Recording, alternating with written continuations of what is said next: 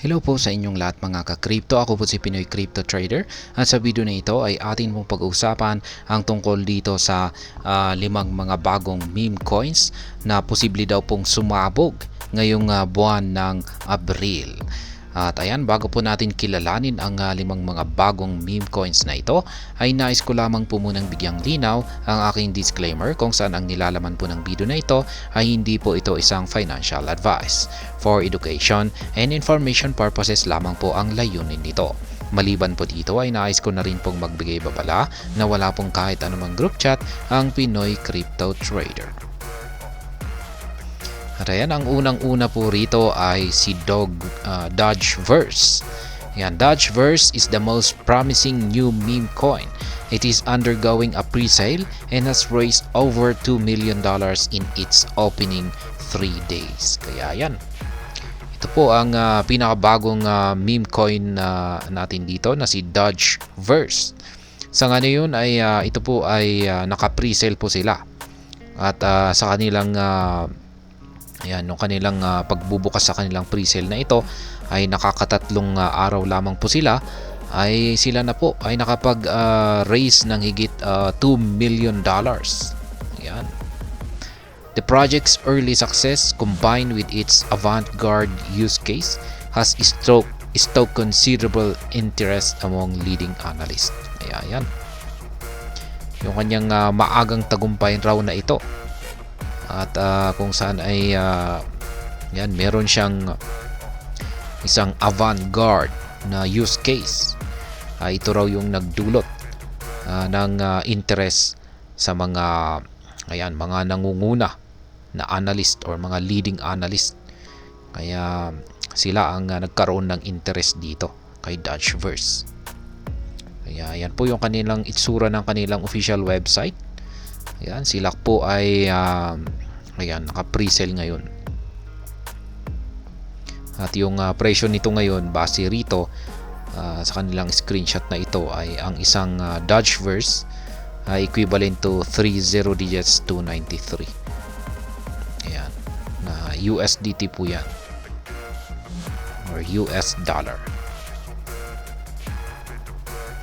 Dodgeverse is the next 100 times pre-sale, said analysts from the 99 Bitcoins YouTube channel, which boost over 700,000 subscribers. Kaya ayan, laki po ng kanyang subscribers. Ayan, siguro ay yung ganito kalaking subscribers ay 7,000 na bilang ng subscribers ay hanggang pangarap na lamang po ito sa akin. Ayan, malabo na umabot tayo sa ganyang kalaking bilang ng subscribers. Siguro ay talagang napakagaling itong si 99 Bitcoins. Ayan, 99 Bitcoins YouTube channel. Ayan, magaling. Isa po kasi siyang kilalang analyst. Ayan, kaya talagang at siguro ay marami na po siyang mga na-identify na mga katulad nitong mga bagong meme coins na talagang nagkaroon ng magandang performance or nagbigay ng magandang gain sa kanya at syempre sa kanyang mga subscribers.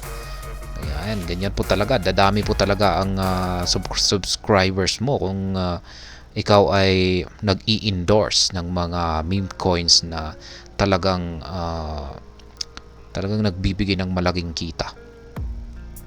Kaya ayan po, recommend po niya itong si Dodgeverse kung saan ay ayon po kay 99 Bitcoins ay posible daw po itong makapagbigay ng 100 times ayan, gain. Kaya ito yung sabi niya ay si Dodgeverse daw ang sunod na 100 times na pre-sale. Or sa madaling salita ay kikita po tayo dito ng 100 times kung tayo ay nakabili sa kanyang pre-sale dito. Yan, siguro pre-sale price. Ito po yung pre-sale price niya. Ang isang Dodgeverse is equivalent to 30 digits 293. Meanwhile, market commentator Clay Bro speculated Dodgeverse is about to change how people view dog memes. Ayan, isa na rin po itong matinding pahayag mula sa isang kilalang market commentator na si Ginoong Clay Bro. Yan, ang kanyang spekulasyon naman daw po ay itong si Dogecoin ay babaguhin daw po niya ang pananaw ng mga tao dito sa mga dog memes. Yan, dog meme coins. Launching on the 6th hottest smart contract enabled blockchains. Ayan, ang tindi po ng kanyang launching sapagkat agad po siyang gagamit ng 6 na blockchains. Yan po ay it will start on Ethereum, Polygon and BSC or Binance Smart Chain before making its way to the Solana base in Avalanche. Kaya yan, ayon po rito ay mag-uumpisa muna siyang mailabas or mai-launch dito kay Ethereum, Polygon at saka kay Binance Smart Chain. Yan, pagkatapos nito ay saka naman po siya sunod na mailalabas dito kay Solana, Base at saka kay Avalanche. Yan, tindi po talaga nitong si Dogeverse. At ang pangalawa naman ay itong si Slotana. Yan, na-content na po natin itong si Slotana. Slotana is the latest Solana native pre-sale token to explode following the tracks of titans like Book of Meme and Slurf. Yan, itong si Slotana ay isa po siya sa pinakabago na Solana native pre-sale token. At inaasahan daw po na ito ay sasabog na rin kapag ito ay nailabas or nailaunch. Yan, itong si Slotana ay tinatahak daw po niya yung yung katulad nila, tinatahak po niya yung mga meme coins na katulad po nila Book of Meme at saka si Slurf. Ibig pong sabihin ay gagayahin po niya yung mga naging performance ng dalawang titans na meme coin na ito na sina Book of Meme at saka si Slurf. Yan po ang ibig sabihin niyan. The pre-sale raised an impressive $10 million in its opening 2 weeks and has now overshadowed the total raises of its predecessors Boom and Slurf. Ayan. Mas matindi po pala ang pre-sale ni Slotana kumpara dito kay Boom at saka kay Slurf, sapagkat sa pagbubukas lamang po sa kanyang opening na 2 linggo ay siya na po ay nagkaroon ng $10 million na pre-sale raise. Yan, at yan po ay higit pa yan sa nakamit na pre-sale raise ng Boom at saka si Slurf. Kaya ibig sabihin ay mas matindi po itong si Slotana kumpara kay Boom at saka kay Slurf. Ayan naman po yung kanilang official website. Ayan, na-content ko na rin po ito. Ayan. Slotana is a pre-sale gem that could be the next 100 times meme coin. Weighted analyst from Crypto News. Ayan. Meron na rin pong isang analyst dito ang nakapagsabi. Mula po siya sa Crypto News. At sinabi niyang si Slotana ay isa daw pong pre-sale gem. Ayan, naka-pre-sale po kasi hanggang ngayon itong si Slotana. At ayon po sa analyst na ito, ito raw yung sunod na magbibigay ng 100 times na gain. Ayan. Adding to the excitement, rumors are circulating that the SMOG team is behind Slotana. SMOG soared 100 times to a $200 million market cap after its launch in February, presenting a bullish outlook for Slot if the whispers are true. Ayan. May mga kumakalat daw na mga chismis na yung gumawa or yung team or yung nag-create dito kay Slotana ay yung team na rin ng SMOG. Ayan. Kung saan ay itong si SMOG ay nakaranas na rin po ng 100 times na paglago. At yung kanyang market cap ay umabot ng $200 million pagkatapos po ng kanyang launching nitong nakalipas lamang po na buwan ng February. Kaya kung totoo daw na yung SMOG team ang nasa likuran ng Slot or Slotana, ay magbibigay po ito ng bullish outlook sa kanyang ayan, kapag ito ay nailabas na. Ayan. Ang sunod naman po rito ay itong si Dogecoin. Na-content na rin po natin ang tungkol dito kay Dogecoin. Dogecoin 20 po pala.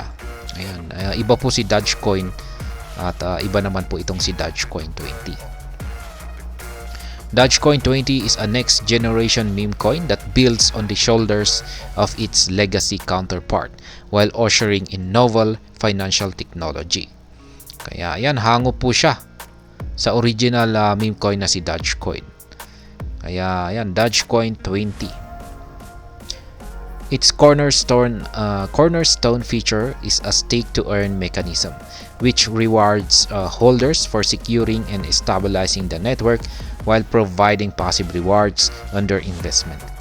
Kaya yan po yung pinaka-feature ngayon ni Dogecoin 20. Isa po siyang stake-to-earn mechanism. Ibig pong sabihin ay ang gagawin lamang po natin ay i-stake lamang po natin ang ating Dogecoin 20 dito sa kanyang network at tayo po ay mabibigyan ng rewards sa pamamagitan po ng pag-i-stake nito. Ayan, yung pag-i-stake po na ito ay nakakatulong po ito para ma-stabilize at mas ma-secure yung kanyang network. Kaya napakahalaga po nito na dapat ay may mga nag-i-stake dito. Pero ang mas kagandahan po rito ay syempre yung nakukuha nating reward bilang isang staker. Ayan. At yung reward na ito ay passive reward po ito, passive income po ito kasi wala po tayong kailangang gawin dito kundi hayaan lang natin. Ayan, hayaan lang natin dito sa kanyang network yung ating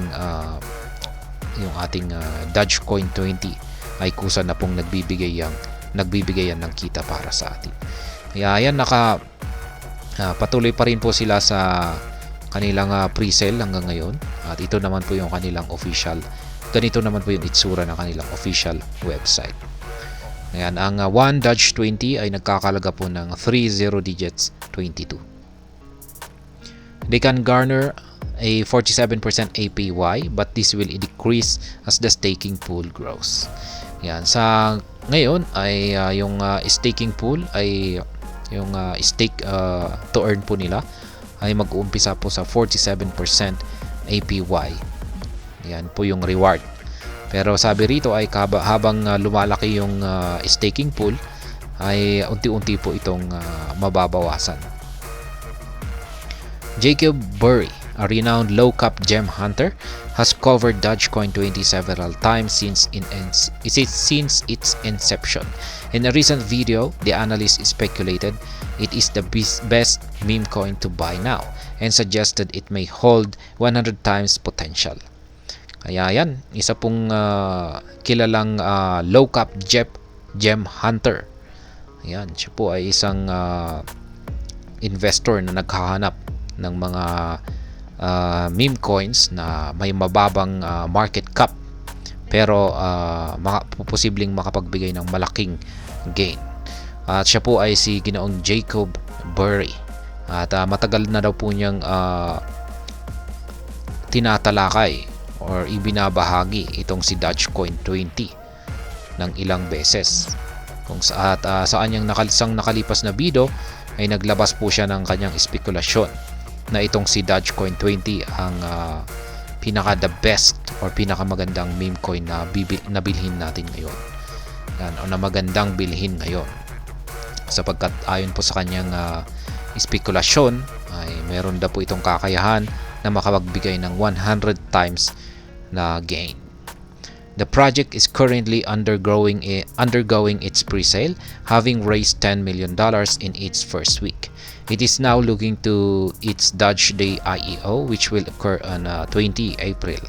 This leaves little time for potential buyers to secure Doge 20 at pre-sale. Ayan na po. Malapit na po ang launching ni Dogecoin 20. Yan na po ay sa April 20. Kaya ayan, yung mga interesado pang bumili rito ay ayan, ilang araw na lamang po ang nalalabi. Ayan, ay magkakaroon na po ito ng launching. April 20 po yan. sasabay po yan sa Bitcoin halving.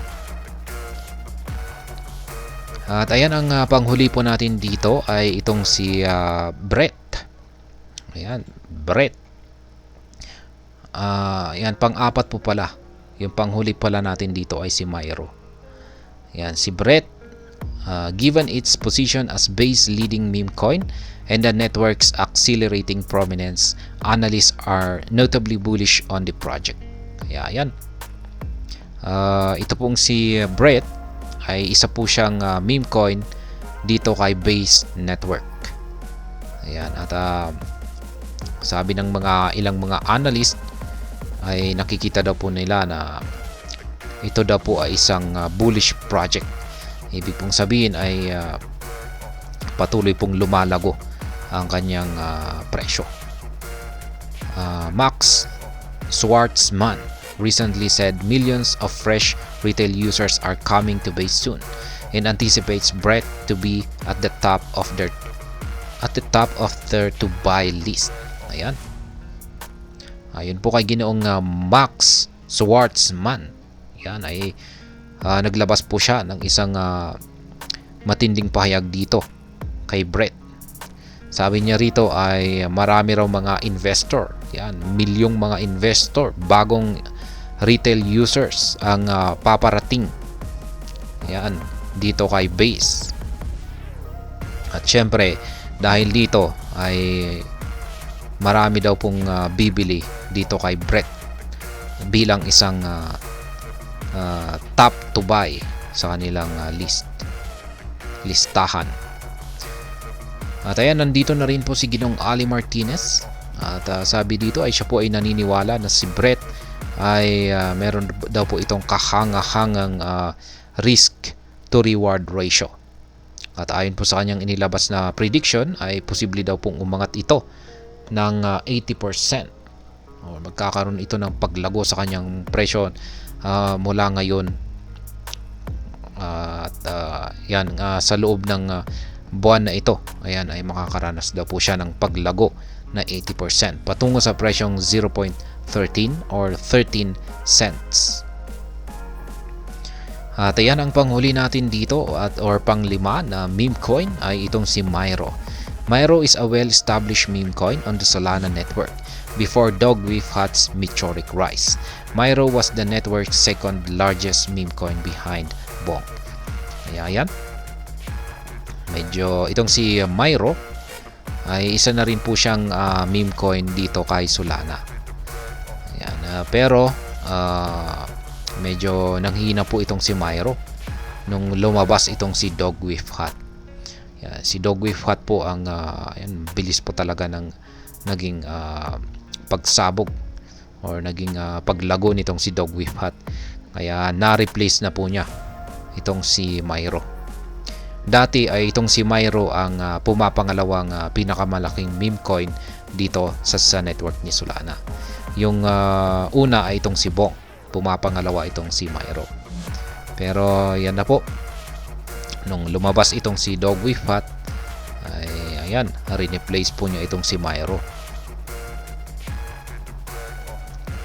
Crypto Rover, who boasts over 700,000 followers on X, recently predicted that an explosive breakout is on the horizon for Myro, anticipating a move toward 0.8 in the coming weeks. Based on its current price of 0.22, this equates to a 263% gain. Ayan, meron daw pong isang kilalang analyst dito. Siya po ay si Crypto Rover.